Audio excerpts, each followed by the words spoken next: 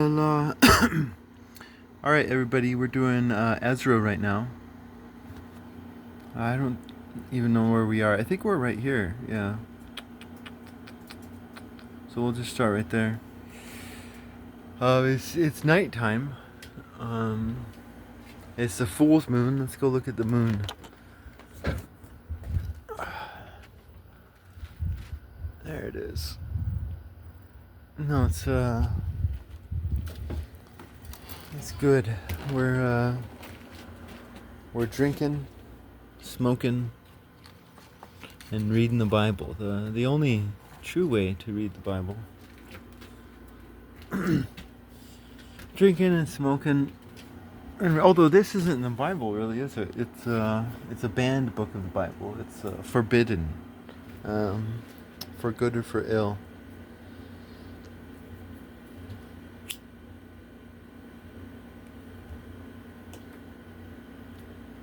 I mean, people talk about forbidden, but it's all just relative. It's like, who's doing the forbidding? You know, is it a parent who's forbidding their child from sticking their hand in an electrical socket?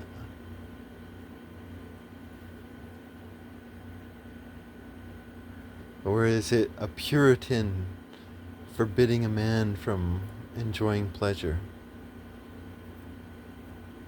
I don't know. It's all relative.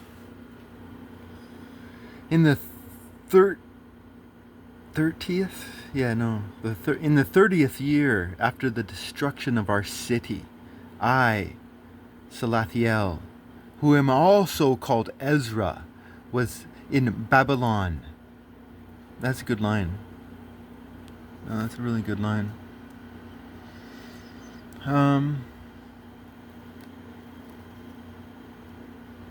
You see, Moses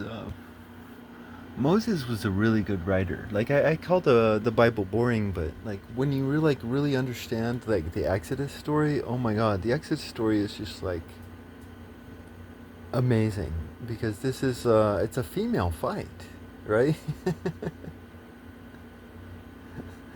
It's this pressure game that's happening, and like the story itself is just so engaging and so powerful. But no, he purposely. I think he's a follower of Hermes Trismegistus. I think he likes Hermes. Um, and Hermes is more dry, just like he is. Unlike unlike the people from Ur, right? The people from Ur are very just amazing writers. Um, and the writers of the Torah are amazing writers. Like, look at this. This is well, again, this might not be actually Ezra, right? Because if you ban this from the Bible, then you're saying that this is a hack. This is someone who says that they're Ezra when they're not. And so this might not be Ezra. I don't know what I'm reading right now. Um, but for some reason, apparently, this was banned from the Bible, from what I've heard. I don't know. I'm just a half-ass prophet. I'm the half-ass prophet, a follower of the Most High.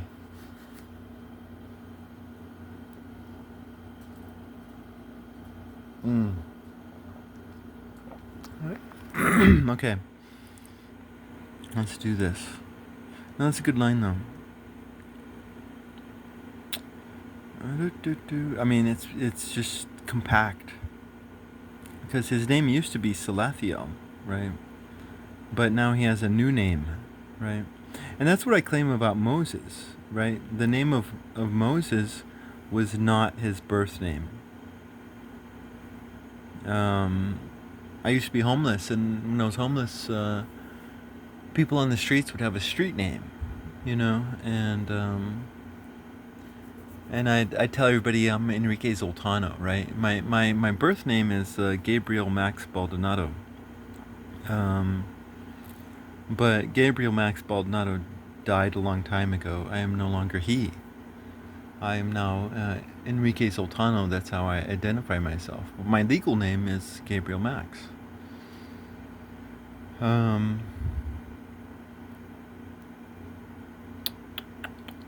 Gabriel after the angel Gabriel, and Max after my grandpa, who was named after a German boxer, Max Schmeling, I think his name was. I forgot his last name. Shit. Whatever. But I mean, Babylon's in this sentence too. Like Babylon, 30, Salathiel, Ezra, Babylon. It's destruction. I mean, that's a good line right there.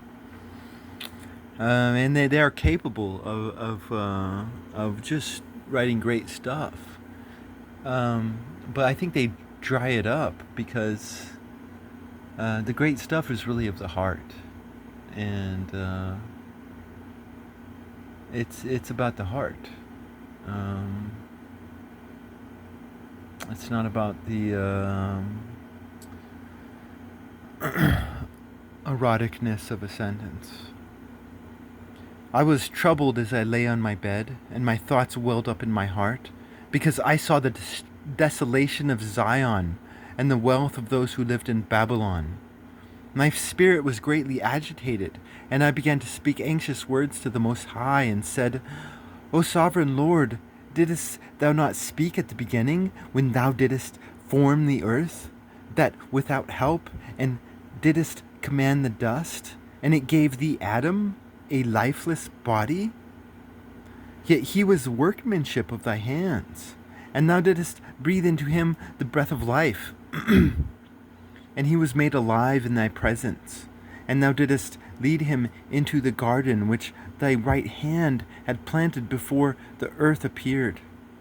And thou didst lay upon him one commandment of thine, but he transgressed it, and immediately thou didst appoint death for him, and for his descendants. And from him there sprang nations and tribes, peoples and clans without number. And every nation walked after its own will, and did ungodly things before thee, and scorned thee. And thou didst not hinder them. But again, in its time, thou didst bring the flood upon the inhabitants of the world, and destroy them. And the same fate befell them as death came upon Adam, so the flood upon them. But thou didst leave one of them, Noah, with his household, and all the righteous who have descended from him. All right. So what's going on here?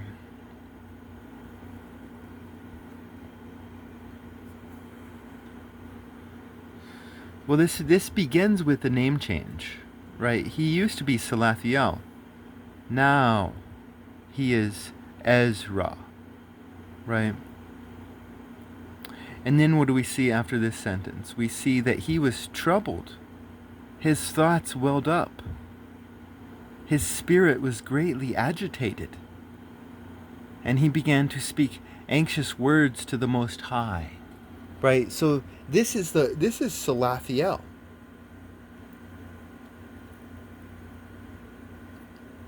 This is not Ezra. Right? Like, he is telling us about his own transformation. That's what's happening right now. Because at one point in time, his spirit was greatly agitated. And he always gives you, the reader, an out. So if you have a pure heart, and you're just a good, pure-hearted man, then to be greatly agitated at the Lord would be impious and shocking to you, right?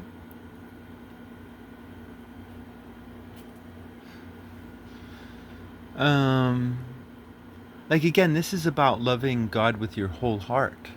Like, he's questioning his God. Salathiel questioned his God. Like, who the fuck? His spirit's greatly agitated. Who the fuck are you, you stupid bitch? Like, he's not coming on his knees. Oh, Lord, I am pious. No. His spirit is, Salathiel's spirit is greatly agitated. And this is this is actually one of the reasons I wanted to read this book, because when I was hearing some of these quotes, I saw exactly this. Um, the Ezra that we see in this text is not Ezra. This is Salathiel. This is so. Who is Ezra? Who is Ezra? Right. And to find who Ezra is pretty simple. Ezra is a follower of Moses. And with Moses, we are made in the image and likeness of God. And so if you want to find who the real Moses is, you discover who the God of Moses is. Because each man's God is going to be different. And when you discover the God of Moses, you're going to discover who Moses is. And so, who so far is this God of Ezra, this writer right here? Well, this God of Ezra, first of all, we can say he is a hen who has intimacy. Like this is a Jew who has just intimacy for his people. And he wants them to be happy. Shit. There's just so much intimacy in this image of a hen covering up her little hens. So that's who this Ezra is. He is a gentle, intimate man. But who is also this God? This is a God that pities the groanings of whiners. This is a God who pities the groanings of whiners. Now, I think it's going to be coming up in this text, but at one point in time, one of the Jews comes up to Ezra and says, hey, stop being away from us. You know, you're our shepherd and you need to protect us from the wolves. Well, that's exactly what Ezra does. Ezra goes out there and he hunts the wolves down and he kills them with his own hands. That's the type of Jew this man is. He is righteous with his will and not his mouth or his appearance. You know, this is not a man whose righteousness goes out into the streets and holds up signs to protest. Like some weak-ass bitch rabbis out there.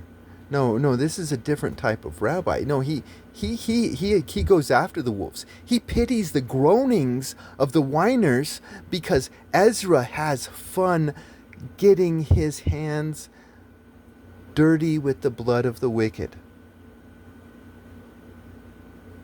Like, it's fun to him to go out there and kill the wicked man. So he pities the groanings of these whiners. That is the God of this writer of this book, right? And you have to ask yourself whether or not the writer of this book is in line with the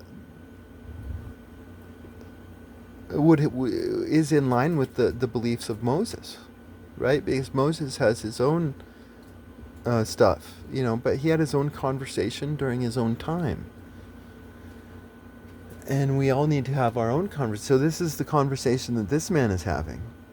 And, but maybe they disagree, you know.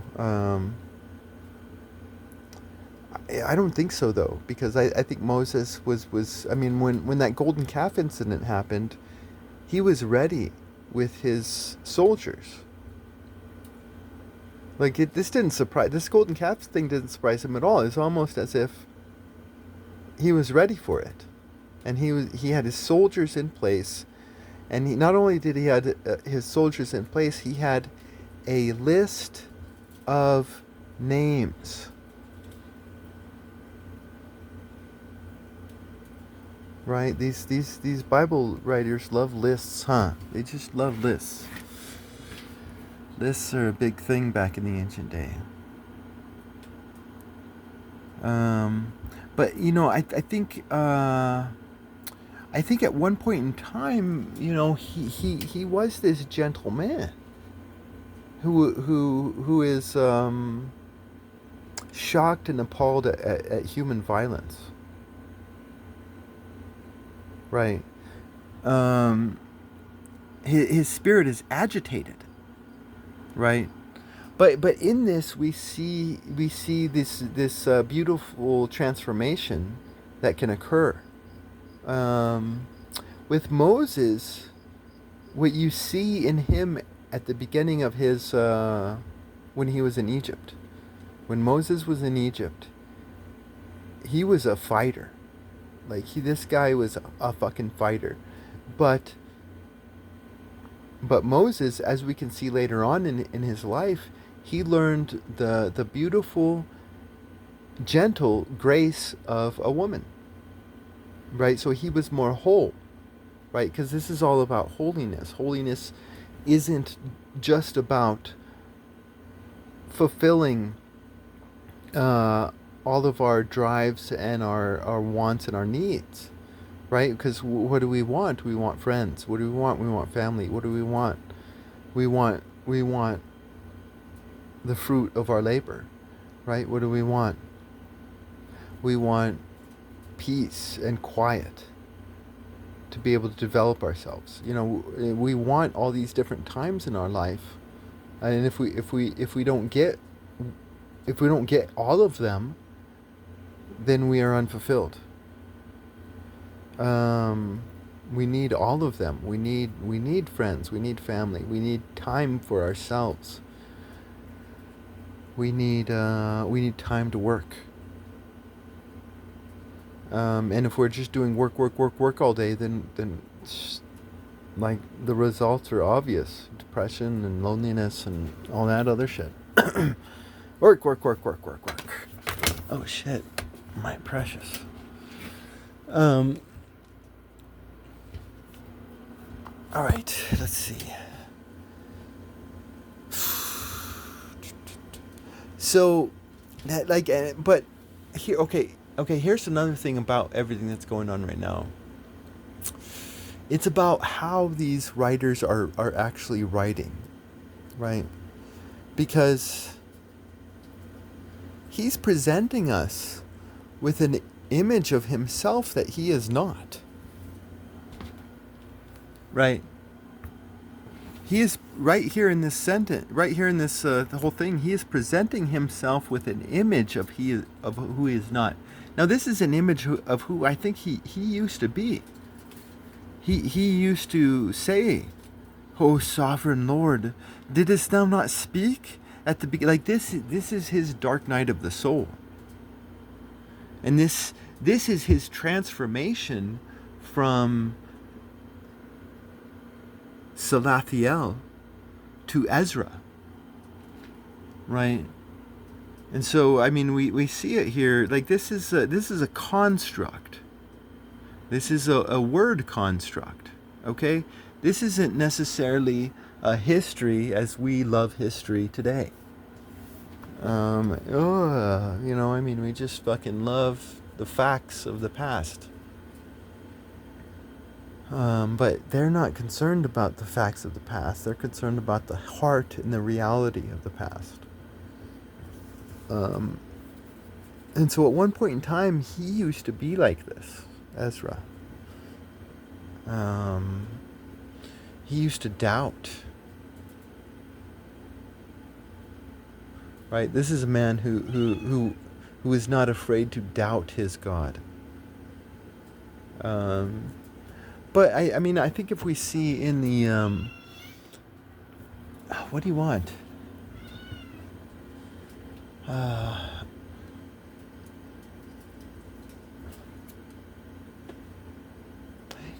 But like I think if we just take this to, take this out of philosophy and idea thoughts and just get this down to like the everyday reality.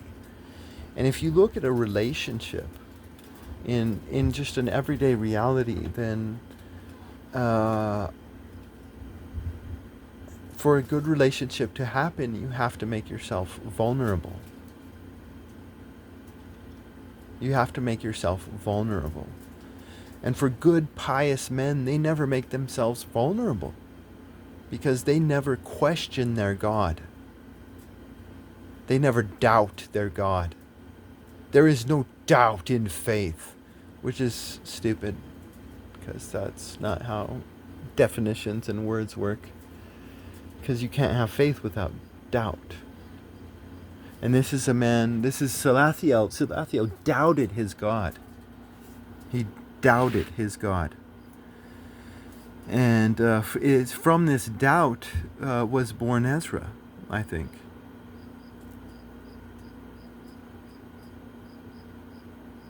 So this is not the Ezra that is writing this stuff right now. Right? But this at one point in time he did have these thoughts. You know, why, God? Why? Why?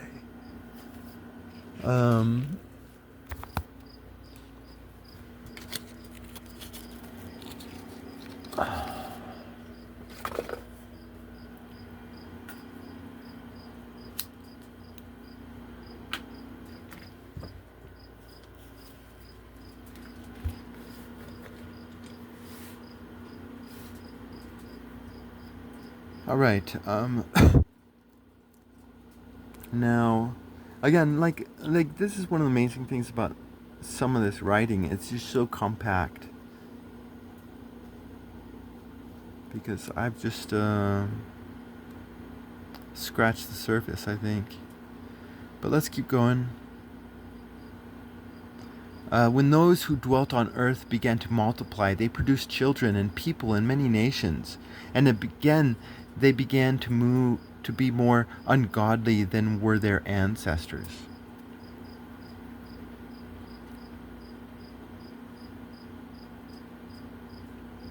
And when they committed iniquity before thee, thou didst choose thyself one of them, whose name was Abraham, and thou didst love him, and to him only didst thou reveal the end of times, secretly by night. Thou didst make with him an everlasting covenant, and promise him that thou wouldst never forsake his descendants, and thou didst give to him Isaac, and Isaac gave thou Jacob and Esau, and thou didst set apart Jacob for thyself, but Esau thou didst reject. And Jacob became a great multitude.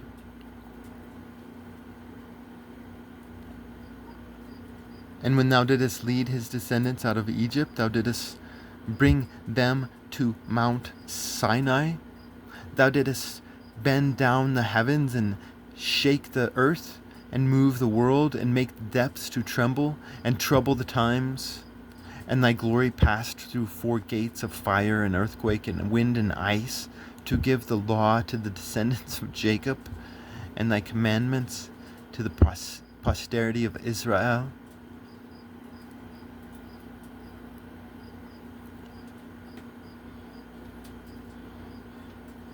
Yet thou didst not take away from them their evil heart, so that thy law might bring forth fruit in them.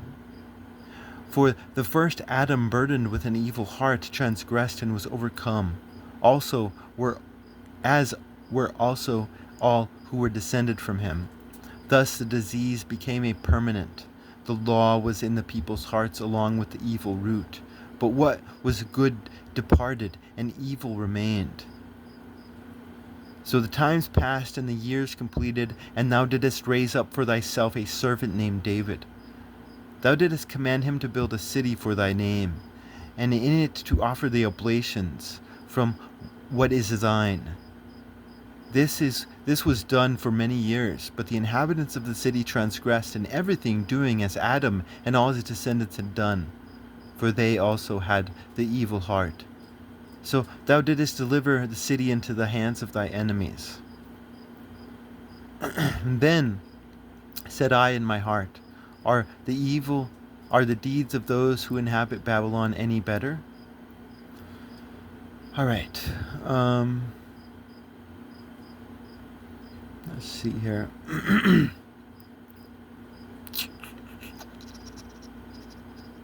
Okay, let's start up here.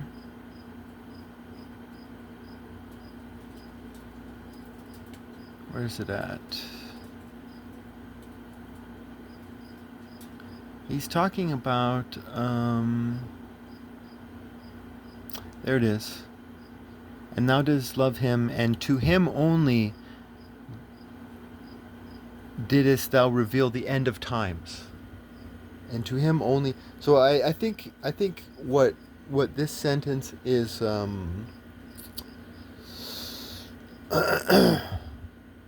setting up for us is that this is prophecy that this man is doing. So he's about to prophecy for us. But before he prophesies for us, he's going over a history of the world before his time. So he right now I think what he's doing is he's setting up a history of the world before his time. He's going to start talking about his time, and then he's then I think it's some. I know it's because I've heard some of these quotes in here, and they're definitely prophetic. Um, and so he is going to tell us what's going to happen in his future.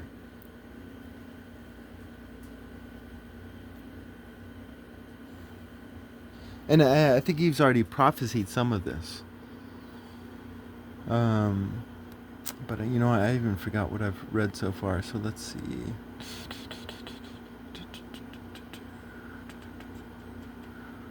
Okay, so he's talking about this evil heart. Like, what is the evil heart? Um, I mean, at one point he's talking about David. Where's David at? And okay,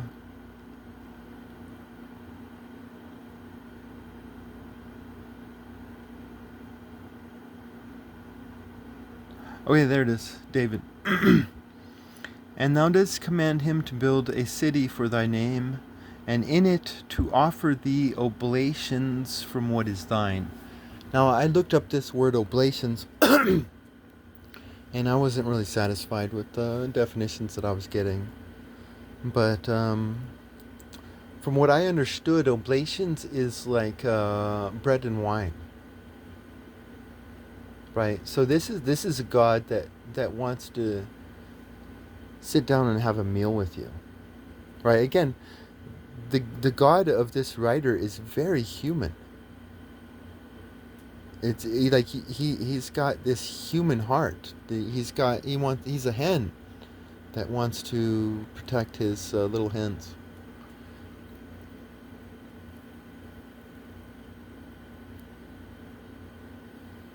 And again, that to me, this is like so opposed to the ways of the Canaanites and the Phoenicians, which is a society of total sacrifice. That's what these gods ask of you. They ask total sacrifice. You have to sacrifice those intimate moments of your life so that you can work, work, work, work, right? I mean, the Phoenician ways are just a manipulation of the populace to produce willing slaves.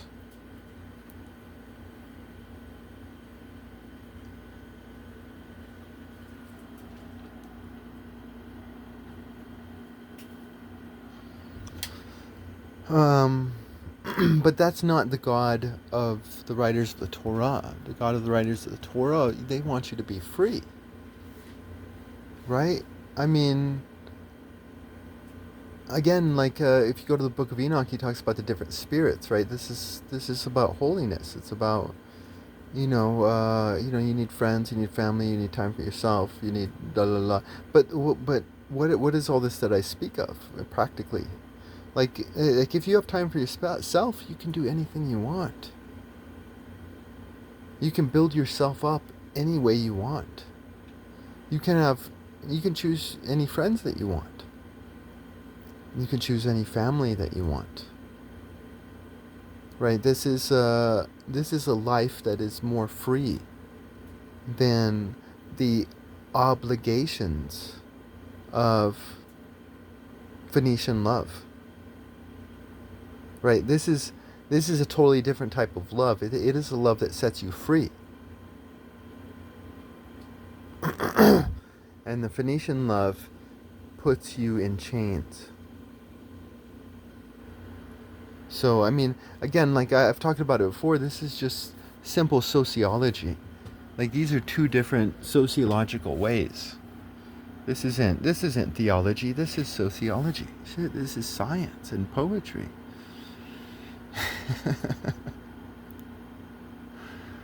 Ah, la, la, la.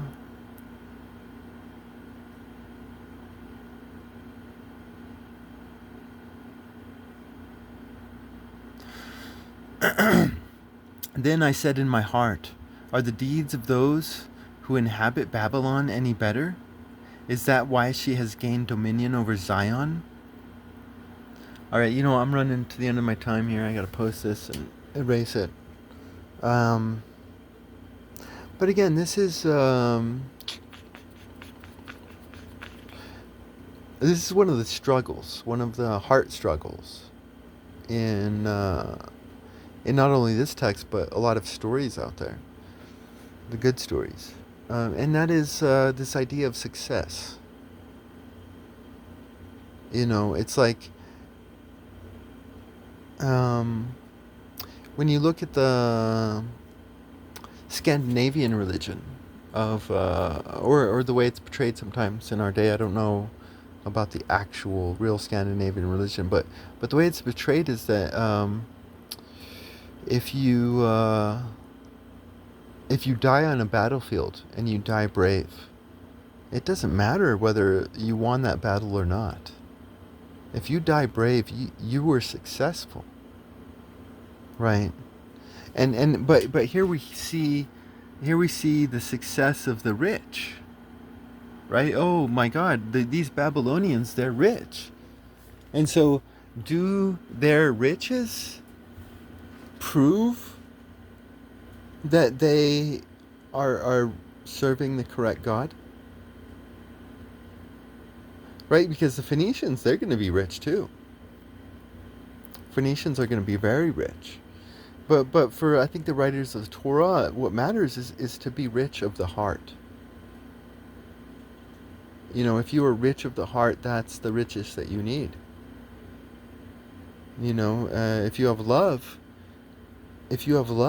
and you're living the Phoenician way, God will be